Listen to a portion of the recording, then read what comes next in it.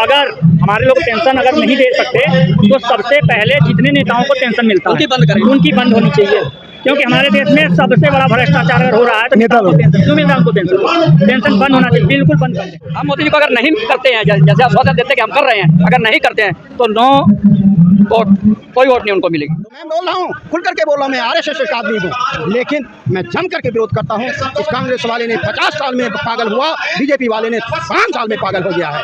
अभी भी निवेदन करता हूँ प्रधानमंत्री की, अगर आप कहते हैं कि राष्ट्र का सेवक है मैं, तो हमसे ज़्यादा कोई सेवक नहीं हो सकता है। क्या कुछ कहना चाहिए आज जिस तरीके से प्रदर्शन हो रहा है? आज पूरे 27 प्रांतों का ये मात्र पदाधिकारी है जो आज गुजरात, महाराष्ट्र, आसाम, तमिलनाडु पूरे देश से आया हुआ है, इसलिए कि पूरे शासनकाल में 8 साल से हम आंदोलन कर रहे हैं और प्रधानमंत्री जी को 3 बार आश्वासन दिए। 2014 का चुनाव भी 24 का चला गया और उन्होंने कहा कि नहीं, मैं आपका प्रधान सेवक हूं, आपका काम ज़रूर करूंगा। 3 वर्ष बीत गया, हम लोग चुनाव के पहले तक विश्वास दिलाते गए, श्रम मंत्री, वित्त मंत्री सभी ने कहा कि नहीं अभी आपका काम हो जाता है। विश्वास पर पृथ्वी टिका हुआ है, हमने विश्वास किया। विश्वास के पात्र हमारा वर्तमान सरकार नहीं निकला, जिसके कारण मैंने सब पहले से ही आश्वासन देते गए कि प्रधानमंत्री जी अब हम लोगों का काम करिए, क्योंकि देश का विकास हमने किया है। हमसे दुनिया में कोई दलित नहीं है।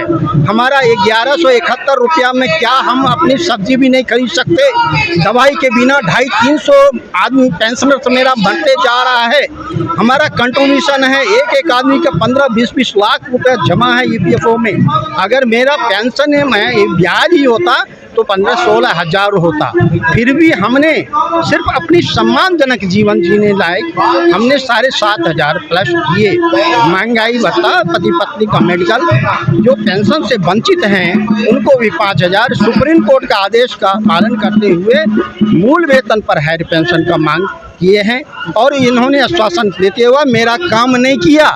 इसके कारण 2024 में हमने इनको इतना तक वो दे करके बनाया था। हमारा 8 करोड़ आदमी हम हैं और 19 में भी बनाया, 24 में भी एक चांस दे दिया हूँ, जो आज विपक्ष को आपने विपक्ष लायक बनाया है। अगर ये चुनाव अभी 3-4 प्रदेश में विधानसभा होने वाला है, अगर ये 2 महीना के अंदर में नहीं किया, प्रधानमंत्री जी आपसे हाथ जोड़ करके रो करके कह रहा हूँ, हमारी पेंशन, हम अपने बुढ़ापा में, मेरा घर में भी इज्जत नहीं है। या तो आप नहीं दे सकते हो 50% देश का बजट, आप अपने सांसद विधायक की सत्ता पर विपक्ष ले रहे हो, जबकि संविधान में कहीं नहीं लिखा हुआ है आप सेवक हो, जनता का सेवक हो। आपका सैलरी भी नहीं है, पेंशन भी नहीं है, 50% बजट का आपने पेंशन 4 लेते हो। 2 दिन 5 दिन हो गया विधायक सांसद हो गए तो आपको पेंशन लागू हो जाता है।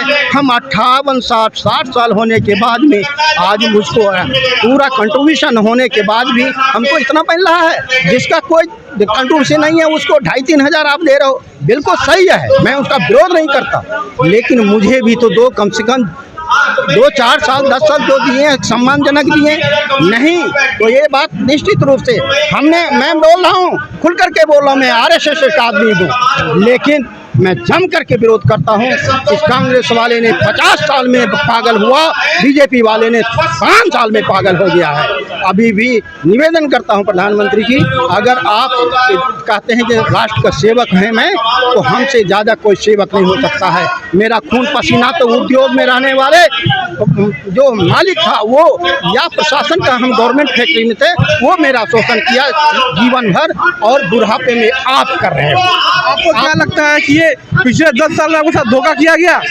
हाँ, ये सत्ता में अभी जो है इनको धक्का लगा है, अभी इनको धक्का लगा है, 240 में सिमट गया है। अगर ये अभी भी इनको हम लोगों ने चांस दिया है कि आप थोड़ा सतर्क हो जाओ, नहीं तो आपको विपक्ष जो आज 99 में कांग्रेस है, आप एनडीए का बीजेपी की नहीं, एनडीए का 99 में हो जाएंगे, विपक्ष के लायक भी आप नहीं होंगे। जय हिंद, जय भारत। अच्छा, ये बताइए, आप जो है दिव्यांग भी हो रहे हैं, जरा एक बार परिचय दीजिए। हम गुजरात से आते हैं और हमारा मोदी साहब भी गुजरात के हैं। हमारे जो सांसद है उसको भी हम विनती करते हैं जंतर मंतर मैदान से आज, और 2 हाथ जोड़ से प्रार्थना करते हैं कि जो देश के 75 लाख पेंशनर हैं, जो उसकी उम्र इसकी उम्र 60 से 90 साल है और आज लाखों की संख्या में इधर आए हैं, ये सरकार के लिए शोभा रूप नहीं है। ये उम्र वाले सब आराम करने की ज़रूरत है। अभी इधर आराम नहीं करते हैं, इधर आते हैं और विनती करते हैं। तो सरकार को हम 2 हाथ जोड़ से, गुजरात से आए हैं तो गुजरात का सभी सांसद, सभी केंद्रीय मंत्री, सबको हम 2 हाथ जोड़कर इधर से हम संदेश भेजते हैं कि हमारा जो पेंशन का कार्य है आपके पास है। आप 2 बार हमको हाँ बोला है माननीय श्री हेमा मालिनी जी ने, हम आभारी हैं। हमारा राष्ट्रीय अध्यक्ष श्री राहुल सर के साथ में 4 तन 2020 और 5/8/2021 को 2 बार मोदी साहब ने हाँ बोला तुम्हारा काम हो जाएगा। लेकिन जो भविष्य संगठन का स्टाफ है वो सरकार को गैर मार्ग उनका बता रहा है, अपने पास पैसे नहीं।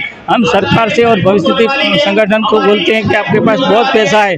हमारा लोग 1972 में ये स्कीम चालू हुई है, 470, 571 और 1250 इसकी गिनती करते हैं तो अभी 15 से 20 लाख एक आदमी का होता है। जो लोग रोज का 200 लोग हमारा परिवार का है वो भगवान के घर चला जा रहा है। उसका जो पैसा है वो पैसा सरकार वापस नहीं देती, उसके पास है। तो बजट में जो कोई करना है ऐसे सब ऐसी गलत बात बता के हमको हमारा टाइम पास करता है और विलन करता है। तो हम सबको हम विनती करता है कि हमारा पैसा है हमको देना है। तो हमारा पैसा सरप्लस बड़ा है तो पैसा दोगे तो कई बजट में जोगवाई करने की कोई ज़रूरत नहीं है। हमारा पैसा है हमको देना है। तो हम बार अभी भी जंतर मैदान से आज 31 तारीख को हमारा जो गुजरात का मोदी साहब से उनको हम 2 हाथ जोड़ के प्रार्थना करके ये सब बुजुर्ग का काम है और उसका आशीर्वाद मिलेगा। जो नहीं करोगे तो आप क्या कहेंगे बाबा, बताइए। बोलो। आशीर्वाद मिलेगा, आशीर्वाद का काम, आशीर्वाद ले लो सर, नहीं तो उसका आत्मा में से क्या निकलेगा उसका कोई पता नहीं है सर। बस हम जय हिंद जय भारत। लोगों को 2300 रुपया देते हैं या पेंशन या 2000 देते हैं, और एक मिनिस्टर जो बन जाता है उसको पेंशन 10,000 1 लाख रुपया पेंशन उसकी है। मात्र 5 पेंशन ले रहे हैं, हमें एक पेंशन देते हुए इनकी ऐसी तैसी हो रही है, जबकि हमारा पैसा गया हुआ वहाँ, हमें उस पैसे का कुछ नहीं मिल रहा है। तो मोदी जी को क्या कहेंगे आप लोग? हम मोदी जी को अगर नहीं करते हैं, जैसे आश्वासन देते हैं कि हम कर रहे हैं, अगर नहीं करते हैं तो नो वोट, कोई वोट नहीं उनको मिलेगी। No vote, no pension, no vote. हम लोग मैं ये कह रहा हूँ, मोदी जी को मैं कहना चाहता हूँ, अगर हमारे लोग पेंशन अगर नहीं दे सकते तो सबसे पहले जितने नेताओं को पेंशन मिलता है उनकी बंद होनी चाहिए। क्योंकि हमारे देश में सबसे बड़ा भ्रष्टाचार अगर हो रहा है तो नेता को पेंशन क्यों मिल रहा है? उनको पेंशन बंद होना चाहिए, बिल्कुल बंद कर दें। और नहीं तो इनको 2027 में चुनाव है, बता देंगे। उत्तर प्रदेश में इनको पता लग गया है, आगे 2027 में फिर हम जवाब देने के लिए तैयार है। पब्लिक को कभी मोदी जी भरमा नहीं सकते। मोदी जी हाँ पब्लिक जान रही है, अगर हमें नहीं देंगे हम आपको वोट नहीं देंगे। 384 मकान बना के दिए थे गरीबों को, और जब वहाँ को चुनाव की गिनती हुई तो 3 वोट नहीं निकला मोदी का। 3 वोट नहीं निकला मोदी का। अगर हमें पेंशन नहीं देते हैं तो नेताओं की पेंशन बंद कर देंगे। क्यों दे रहे हैं उनको पेंशन? फिर हम लोगों को नहीं चाहिए, हम लोगों को नहीं चाहिए, मत दें, लेकिन उनकी बंद कर दें। उनके लिए पेंशन के पैसे, हमारे लिए पैसे नहीं कर रहे नेता लोग।